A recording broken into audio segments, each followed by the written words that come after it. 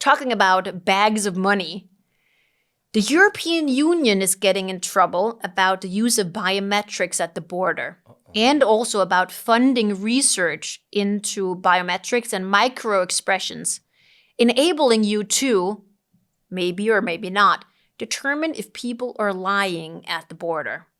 Some spooky shit that I would have anticipated to come out of China, maybe Israel, or even the United States. But Patrick Breyer didn't expect to have to take the European Commission to court.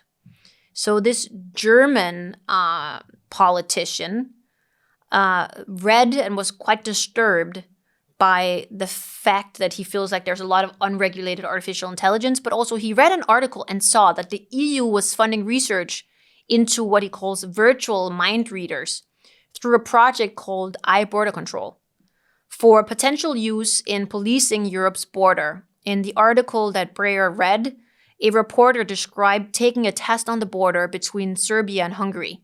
She told the truth, but the AI border guard said that she was lying. So first of all, it's obviously then not working unless a journalist is lying, which, at least in my version of the truth, I'm assuming that she's telling the truth. But, I probably more people are testing it now. So obviously, he's very, very concerned about the ethical and privacy implications. And also he calls it pseudoscientific security hocus pocus. But he says that the European Union is funding legal technology that violates fundamental rights and it's unethical. And then he also points out that billions of euros of public funding are going into the study of microexpressions. And it's something we really believed wasn't really happening. At least I'll say the discourse here in Europe, for those of you watching from outside of Europe, is that that's something that's not really happening here. Not that we're not doing it at all, but not anything you can compare to the scale we're seeing other places. And then I think he points out that there's a wave of unethical tech. And not just that there's a wave of unethical tech, but also that that COVID-19 has sped up the use of unethical technologies. And we actually covered that, I think it was in the second show we did, where we talked about some schools in New Mexico that started using cameras to see if people have a fever, and then they're analyzing their faces and stuff like that. And that was, that's being taken to court as well.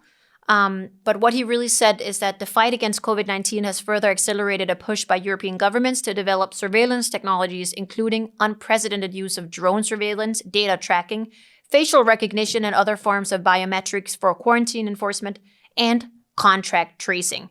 Poland, for example, has launched an app that asked quarantine citizens to upload selfies throughout the day to prove that they are staying at their house. That's ridiculous. It's ridiculous, especially because I remember, Georgie, you used to have this app and everyone forced you to delete it. The one where you can put your face on a cool actor. Yeah. And then I remember everyone said, you got to delete it. All your data's going straight to China. They're going to misuse your face. It seems like the European Union is funding the misuse of our face and our microexpressions already. But then there's also equal amount of people who are like, I don't care, it's fun to use it. So probably people consider it dangerous when it's said out loud, but when you make your account on Facebook, they ask you, can you monitor you? And you're like, yes, okay, please, because no one reads the small text. But then when someone says it publicly on a website or something like that, then everyone freaks out. Oh, they're monitoring us. They're keeping an eye on us. I don't feel like that. I mean, I'm okay. Yeah. I think that, obviously people say this all the time, and it's an oversimplification that if the product is free, you're paying with your data, but you're also not really paying with your data. You're paying with your change in behavior as well, right? So whatever they're trying to make you do, buy, and et cetera, depending on what the app is. And I think that's fair. I honestly think at this stage, we can do more. And I'd love to see more partners and NGOs that do more around data and ethics. I know in Denmark, we have the Data for Good Foundation. Because I think people like you and me, Georgia, we know this is happening with our data. But we still kind of assume that the world knows. A lot of people don't know yet. So we need to do better we need to do better at helping people realize I'm that. wondering if you decide not to be followed or monitored by anyone, how much are you connected to the world then? You delete everything that, like Google, Facebook, like everything. And then what? You live in the forest? Yeah, but the thing is, like, you're still going to be, people are still going to look at you. I read the other day that the Danish authorities are using Google Maps to monitor if we're doing illegal things to our houses. Right. So some houses in Denmark have very strict regulations on, like, could be like the color of the door you're allowed to have, or because if they're like historic or worthy of preservation, there's this whole scale, and there could be at different stages of that. And I read that the government officials, they're very excited about this, which is ultimately like it's an infringement. I don't think I've ever said yes to have my house and my garden on Google Maps. Yeah. And then they're using it to be like, I really want to get one of these. It's like this igloo-craft. Yeah. You should look it up on Instagram. It's so cool. They make this like wooden igloo, but you can like stay in it, and it's just like beautiful. It's so cool. I really want one of those, but the where my summer house is, the space we have in the garden, I don't think it's big enough that the government would let me. So again, welcome to Scandinavia. I don't think they would let me put my igloo on my own fucking property.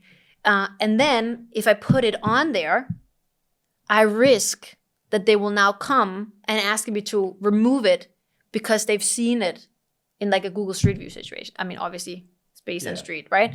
But that to me is like, it's a little bit tricky. But I think for this case with biometrics, I don't think that you should be able to apply for money, for example, here in this case, under the European Horizon funding scheme, for you to be developing border control tech for facial microexpressions.